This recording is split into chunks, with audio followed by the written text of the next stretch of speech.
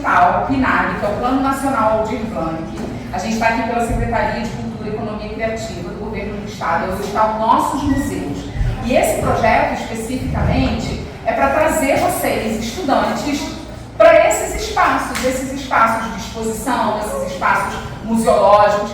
Como vocês podem perceber, a gente tem o Flávio hoje aqui fazendo a nossa tradução simultânea em Libras. E temos também esse é um coletivo, são 7 fotógrafas, a gente tem 3 recortes. Um recorte é o recorte de gênero, que são 7 mulheres, um recorte étnico, que são 7 mulheres negras, e um recorte geográfico, que são 7 mulheres, cada uma de uma região do nosso estado. E a da região norte-fluminense é macaense, que é a Camila Bossi.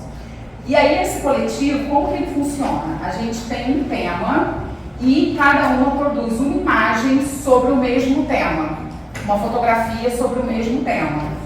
E o nome desse coletivo é Olhares Plurais, porque é para a gente falar dessa pluralidade, essa diversidade de olhares. Dividir um pouco da minha gastronomia, do meu trabalho com vocês. A gente fez uma feijoada, porque a gente entende que tem tudo a ver com o projeto, né, com a ideologia. Então a gente vai provar hoje uma feijoadinha feita com chefe, com farofinha, couve e laranja. Que é o tradicional, né? Mas é só uma degustação. É o tradicional nosso aqui, né? Da nossa região. E para finalizar, a gente vai também degustar um mousse de maracujá.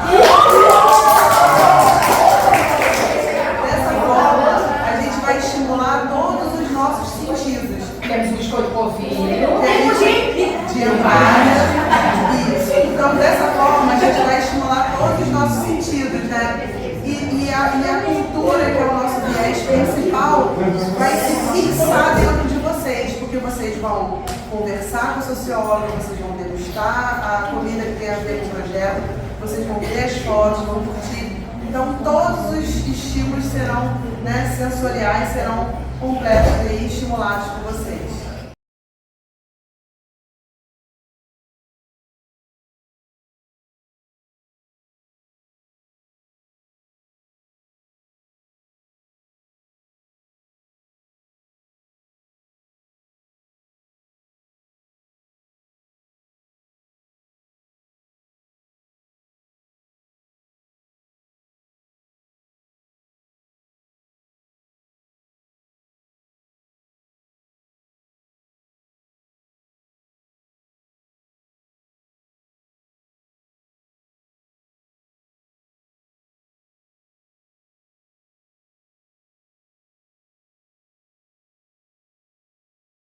Aprenderam como é que fala memória e identidade em Libras?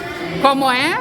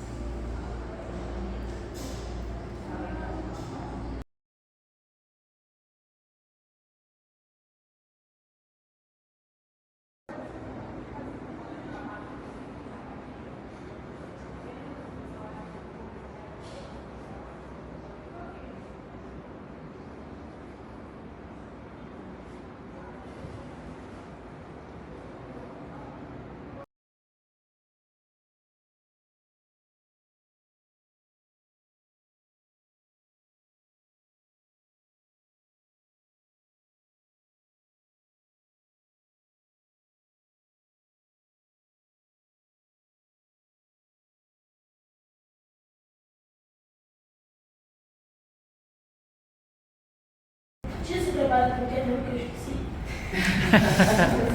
Trabalho completo. Eu sou socióloga. Hoje eu falei do meu trabalho, que quase nunca falo do meu trabalho. Como a Simone já me apresentou, eu sou a Karine Passos. Sou macaense, temos macaenses aqui. Sou macaense, sou socióloga, pesquisadora. É a primeira vez de vocês nesse espaço? Quem já veio aqui antes? Você já veio aqui? Olha, que legal, teve um evento do Matsudan no início do ano aqui no Solar dos Melos. Bom, esse é um espaço interessante da gente estar, muito importante para a cidade.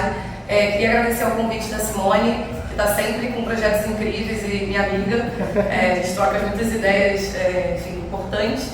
Então, obrigada, Simone, pelo convite. Então, é muito importante a gente estar aqui hoje, é importante vocês estarem aqui hoje. A gente tem uma proposta que é fazer uma conversa.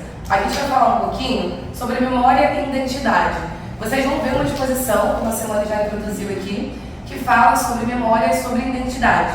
Mas antes da exposição, vamos ter um diálogo sobre isso. Primeiro ponto para a gente começar a nossa conversa. A outra coisa, eu vou falando, eu tenho aqui um tempo de fala de uns 20 a 25 minutos mais ou menos.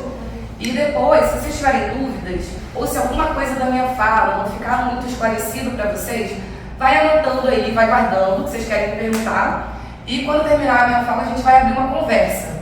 Aí vocês podem colocar as impressões de vocês sobre o que a gente acabou de falar. Vocês podem colocar perguntas que vocês tenham, curiosidades que vocês tenham, tá bom? Então, ao longo da minha fala, vai guardando essas informações. Então, a gente tem aqui, primeiro, antes da gente começar esse diálogo, eu já quero começar com vocês falando. Eu queria que alguém me dissesse o que é memória. Algo que a gente lembra? Algo que a gente lembra. Como é seu nome? Vitor Rangel. Vitor, muito obrigada pela contribuição. Mais alguma coisa? Assim, quando eu falo memória, o que é memória? Alguma Lembra? Guarda. maravilhosa. Como é seu nome? Anne. Rani. Ela Rania. Ela disse o seguinte, que é uma coisa que a gente lembra, que a gente guarda. Isso é memória. Temos mais contribuições do que a memória? Não? A gente tem aqui, obrigada pelas contribuições, duas grandes contribuições para o início da minha fala, que quando a gente está falando de memória, geralmente a gente, assim, pessoas no nosso dia a dia, no nosso cotidiano, a gente diz assim, memória é realmente aquilo que a gente lembra. Memória é geralmente ligada ao passado, alguma coisa que aconteceu ontem, alguma coisa que aconteceu há 1 hora atrás, alguma coisa que aconteceu há muitos anos atrás. Então a gente vai tendo essa percepção de que memória é essa lembrança. Mas tem uma dimensão importante da memória e que essa exposição contribui pra gente, que é o que eu quero falar aqui. Eu cheguei hoje, eu acho que foi pintado o solar, eu cheguei hoje procurando uma frase que tinha na parede do solar, que era uma frase do Pierre Nora, que é um historiador francês, e ele tem uma contribuição e um livro, uma pesquisa, que ele fala de lugares da memória, ele fala de consagrar os lugares da memória. Salma, que é historiadora, museóloga, bibliotecária. Eu leio Salma com alguma perspectiva, que a gente já teve essa discussão na vida, em algum momento. E aí tem um livro muito legal desse historiador, que ele faz, o título é mais ou menos assim, Entre Memória e História, a Problemática dos Lugares. Entre Memória e História, a Problemática dos Lugares. O que isso quer dizer? E isso vai basear a minha fala e vai chegar na nossa exposição hoje, que é muito importante. A gente sai daqui com esse olhar de que memória é essa lembrança, mas o que será que é escolhido para ser lembrado? Aí entra a disputa dos lugares da memória. Esse historiador, Pierre Nora, que tinha, quando a gente entrava aqui no Salão dos Belos, tinha uma frase do Pierre Nora bem estampada aqui, Pierre Nora, se não me engano, assim que a gente pronuncia. Ele vai dizer o seguinte: se a memória fosse algo estático, ou seja, se a gente lembra de alguma coisa que aconteceu, a gente não precisaria consagrar os lugares da memória. O que é o lugar da memória? É aquilo que vai nos relembrar de alguma coisa. É um museu, por exemplo. A gente está aqui com um monte de peça histórica para a gente relembrar do passado, do que aconteceu, da história. E aí tem uma disputa. Vocês têm aula de história, certo? Professora de história? Tá aqui? Não? Vocês têm aula de história? Sim. Certo? O que vocês estão estudando nesse momento na aula de história de vocês? A Grécia Antiga, sexto ano. Isso mesmo. Então, quando vocês estão, olha só, vocês me deram um exemplo maravilhoso. Quando vocês estão na sala de aula, estudando Grécia Antiga, vocês estão lembrando de alguma coisa que aconteceu lá no passado. Isso é uma memória pra gente. O que é o lugar da memória? São esses espaços, esses lugares, esses materiais que vão nos fazer lembrar sobre alguma coisa. E aí, qual que é a discussão entre memória, vou fazer o link com a memória e com a identidade, que tem a ver com a nossa exposição, mas eu queria que vocês saíssem daqui entendendo que nem tudo na nossa sociedade quer ser lembrado. Essa é a discussão da memória. A memória, a gente chama ela de uma memória política. Então, por exemplo, vou dar um exemplo que se relaciona com a nossa exposição. Essa é uma exposição que está trazendo 7 mulheres negras, é uma exposição que está trazendo um olhar sobre memória e identidade, que tem um elemento racial como constitutivo do que a gente quer expor ali. Lembrando que a gente fala de identidade, acho que vocês devem ouvir falar muito sobre isso. Quando a gente fala de identidade, muitas vezes a gente fala assim, a identidade tem a ver com relações raciais. Esqueci de falar isso no meu início aqui. Eu pesquiso relações raciais há mais de 10 anos, estou finalizando o doutorado agora, então é onde eu consigo trazer mais contribuições para vocês. Quando a gente fala de identidade, a gente fala assim, identidade, vai ter alguma coisa de relações raciais. Mas a gente esquece que identidade é aquilo que se racializa, não é só a pessoa negra que é racializada, as pessoas brancas também são. Existe uma identidade também com a cor daquela pele, com a história que esse indivíduo carrega. Então é importante fazer essa distinção. Vou voltar para a memória.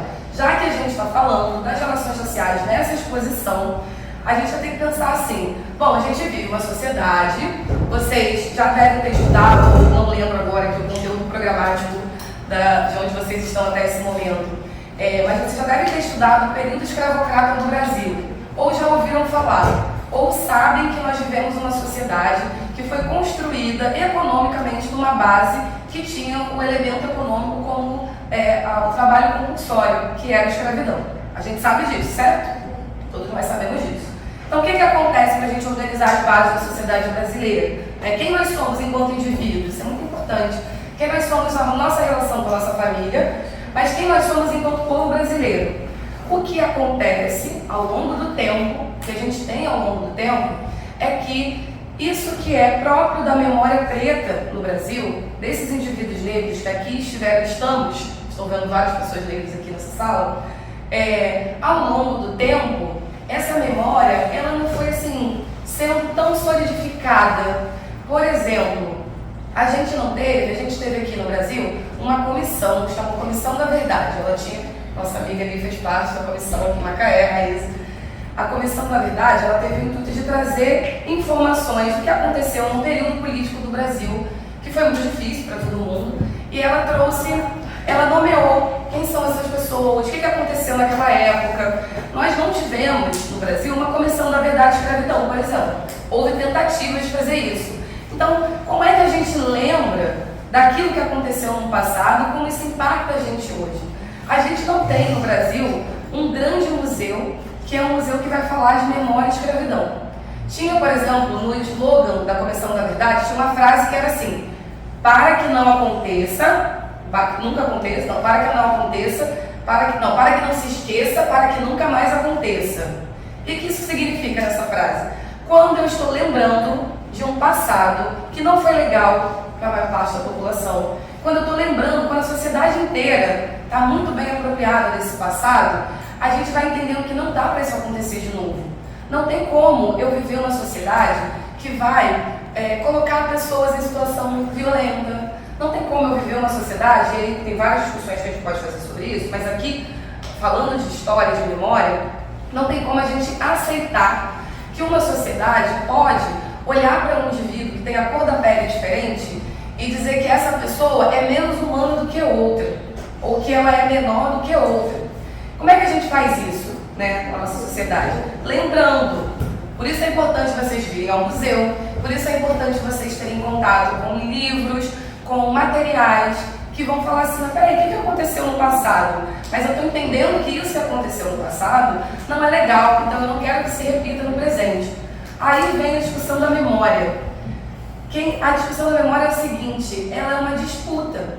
Aquilo que vai ser lembrado por todos nós na sociedade brasileira não está dado assim, como o nosso amigo Vitor falou. Memória é aquilo que aconteceu, aquilo que a gente lembra. Mas aonde que a gente lembra?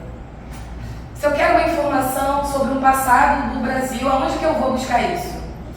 Exemplos. Museu. Pesquisas. Pesquisa, museu, livros, bibliotecas, certo? Então, o que está lá? Qual é conteúdo? Aí é que entra a discussão política da memória. Qual é o conteúdo desse livro?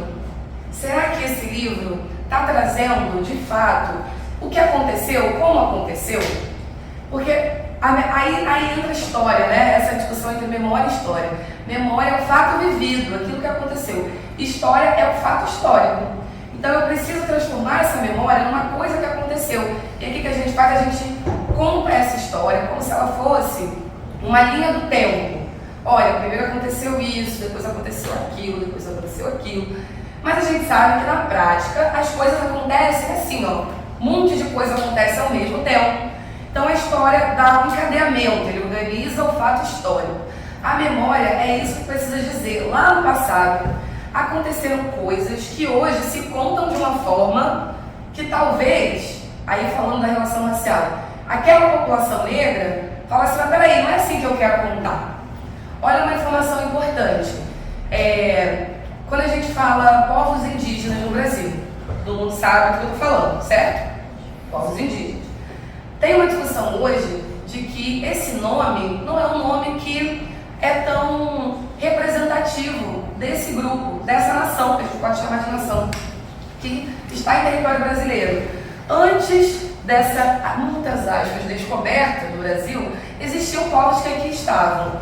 E algumas pesquisas dizem pra gente hoje que eles chamavam essa terra de Pindorama. Então a gente já tem escutado em algumas pesquisas, ao invés de a gente falar povos indígenas, a gente falar povos pindorâmicos ou povos originários.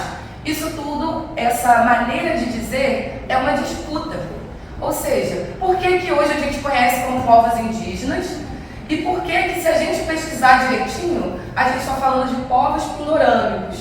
Ou seja, esse grupo que aqui estava. Se eles fossem contar a sua história, dessa memória que tem que ser mantida, como é que eles contariam? Essa é a discussão da memória. Quem está contando aquilo que é a memória? Quem está dizendo o que é importante de estar no museu, de estar num livro? Então, toda vez que vocês lembrarem de memória agora, vocês pensam assim, mas peraí, quem está contando essa memória aqui? Né? Que elemento é esse aqui dessa memória? Como é que isso se relaciona com a identidade? Né? Que tem aqui o nosso... Como é que eu estou de tempo? Tem mais uns 5 minutos?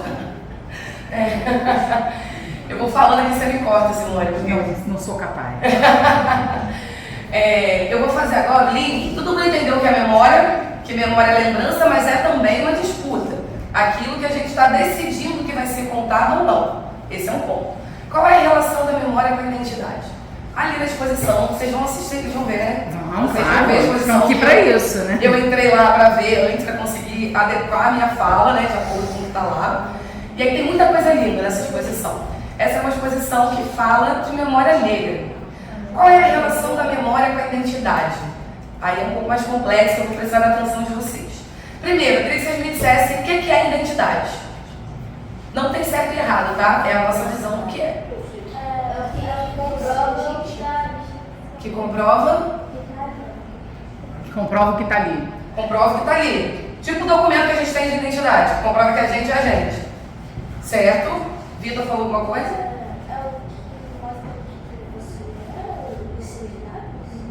É o que mostra que você? O que mostra seus dados. Ou seja, quem você é. Muito bom. Temos mais alguma visão do que é a identidade? Oi? Para te identificar. Nossa, vocês são maravilhosos. Pode ser estilo? Sim, pode ser estilo. Vocês trouxeram elementos aqui importantíssimos, que é, o que é identidade?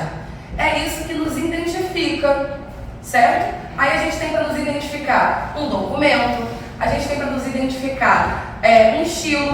Qual é o estilo da Karine? Qual é o estilo da Simone? Isso é uma marca, isso é parte da nossa identidade. Quando a gente está falando de identidade coletiva, ou seja, o que nós somos enquanto povo, enquanto nação brasileira, aí é um pouco mais complexo, o que nós somos enquanto pessoas negras no Brasil.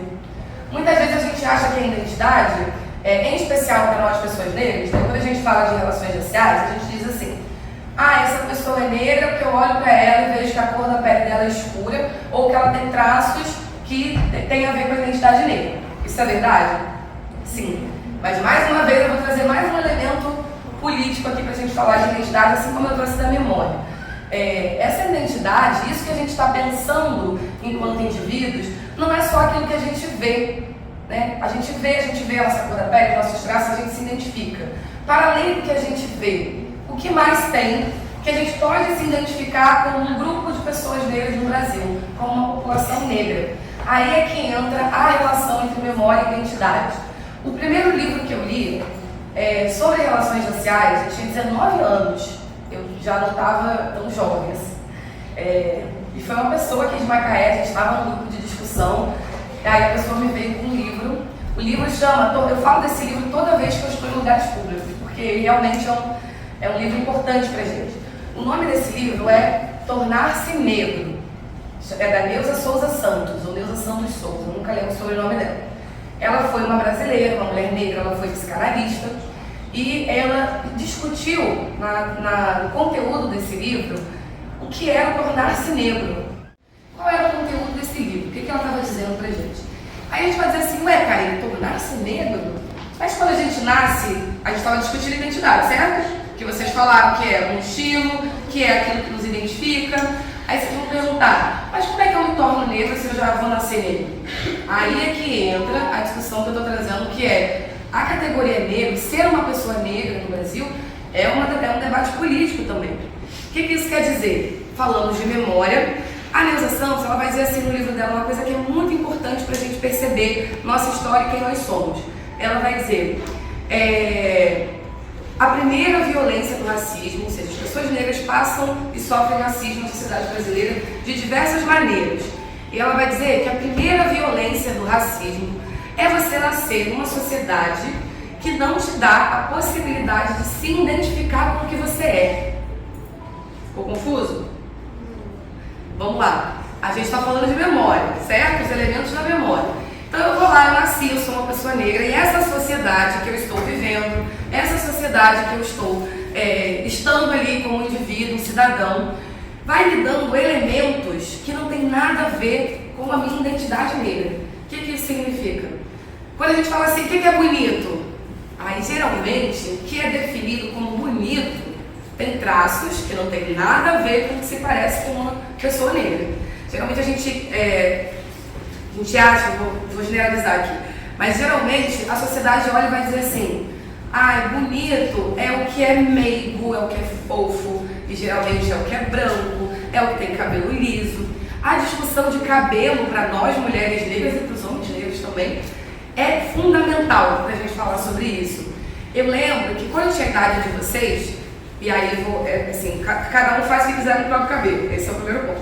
Segundo na idade de vocês era muito comum que nós, meninas negras, da minha geração, era impossível a gente ter os cabelos cacheados como eu estou vendo aqui hoje.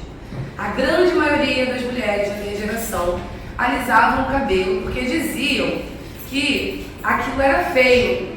As propagandas da televisão apareciam assim, cabelo crespo tem solução. Eu peguei essa fase aí. Então, quer dizer, eu nasci nessa sociedade, e aí eu abro a TV, e a TV está me dizendo que o meu cabelo é um problema, e que ele está me vendendo uma solução para o meu cabelo. Cabelo tem a ver com um elemento da nossa identidade. Então, o que a Neuza está dizendo é que o indivíduo negro, ele precisa passar por um processo de tornar-se negro, porque ele entra numa sociedade que vai eliminando a possibilidade dele de se identificar com o que ele é. Porque se eu estou num lugar e diz assim, esse cabelo não pode, essa roupa não pode, essa forma de falar não pode, esse culto religioso não pode. Mas peraí, mas isso tudo que está dizendo que não pode é o que eu sou. Então como é que eu vou ser uma pessoa negra se eu não posso ter meu cabelo, se eu não posso cultuar a minha cultura, se eu não posso, a gente hoje vai comer, a Bel já foi, né? Tá lá preparando. Tá preparando a comida, a gente hoje vai trazer elementos da alimentação que tem uma base negra, tem uma história negra. Então, como é que eu vou ser uma pessoa nessa sociedade que está me dizendo que eu não deveria ser quem eu sou? Olha que confusão. Então, por que é importante a gente ter espaços como esse para falar de memória e de identidade? Porque a nossa identidade negra, ela vai sendo construída à medida que eu sei quem eu sou. Se eu olho para o meu cabelo e falo, caraca, muito bonito.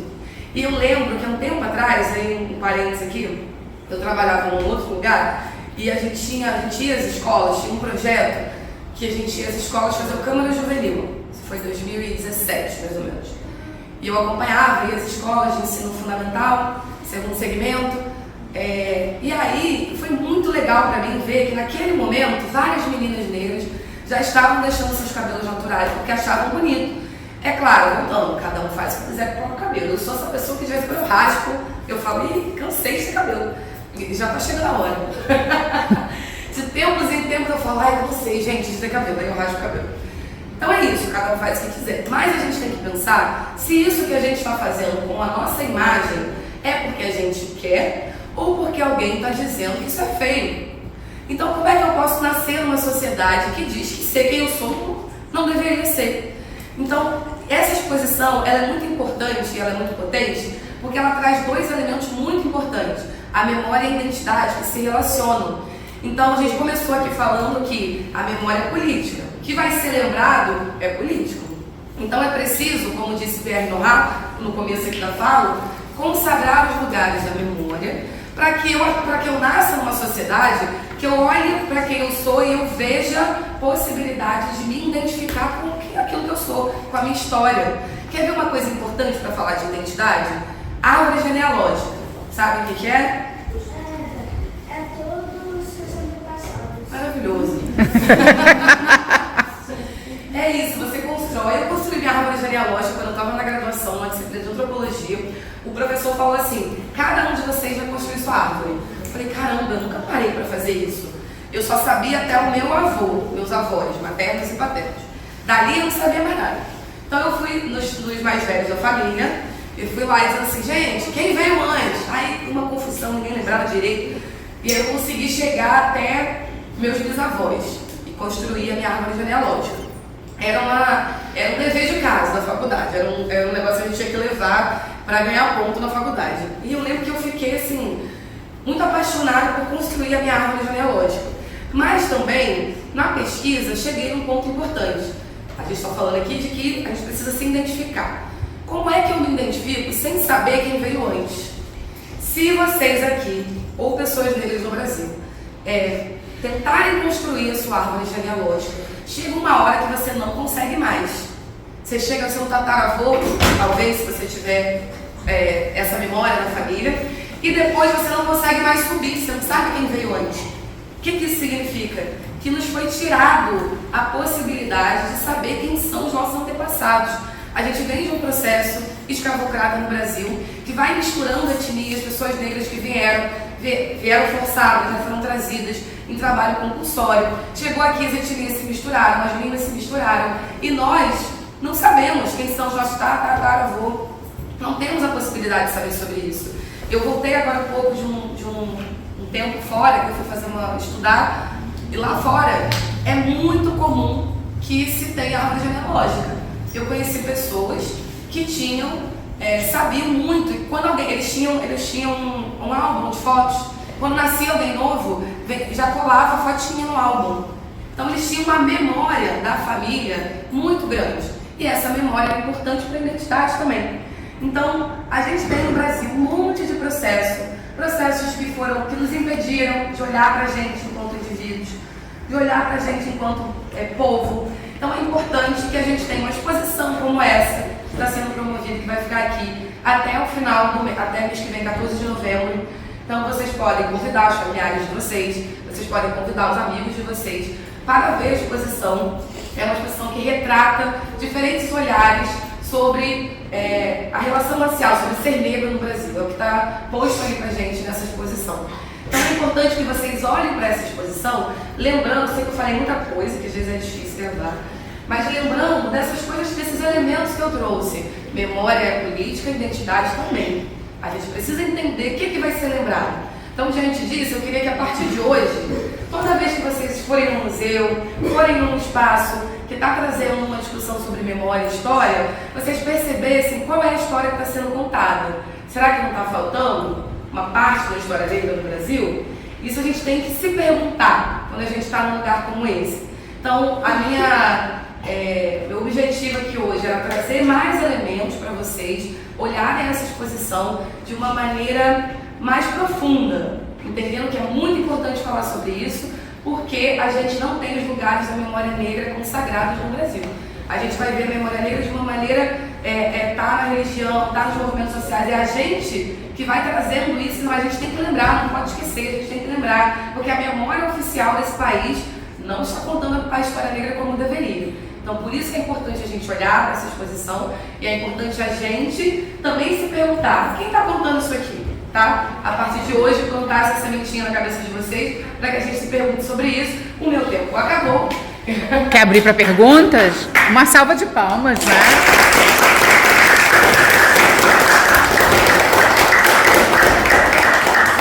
Você tem outra pergunta ainda?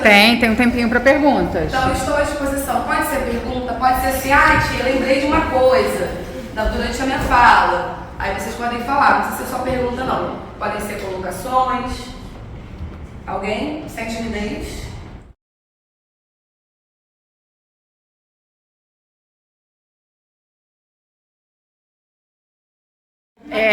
Eu vi algumas crianças reproduzindo alguns sinais de Libras. E aí eu queria que o Flávio falasse, acho que todo mundo aqui se interessou. Flávio, você acha que é interessante as pessoas aprenderem Libras? Sim, acho que sim. Muito importante para que... Ele fala...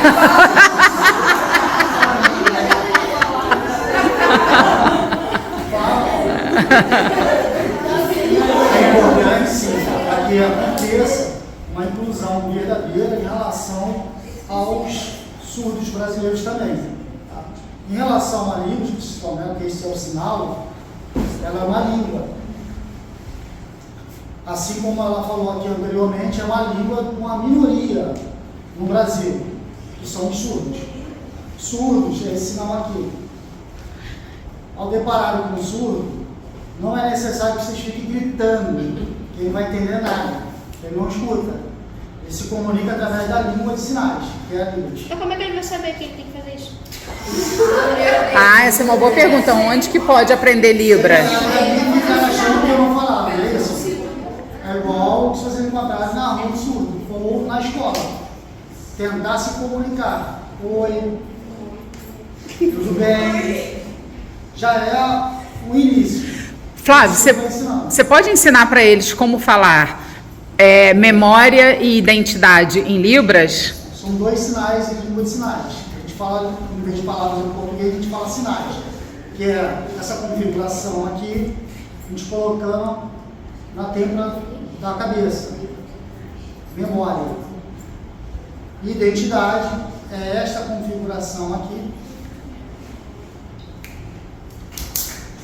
Ao contrário, essa parte isto, identidade. Então, memória e identidade. Vamos fazer todo mundo junto? Memória e identidade.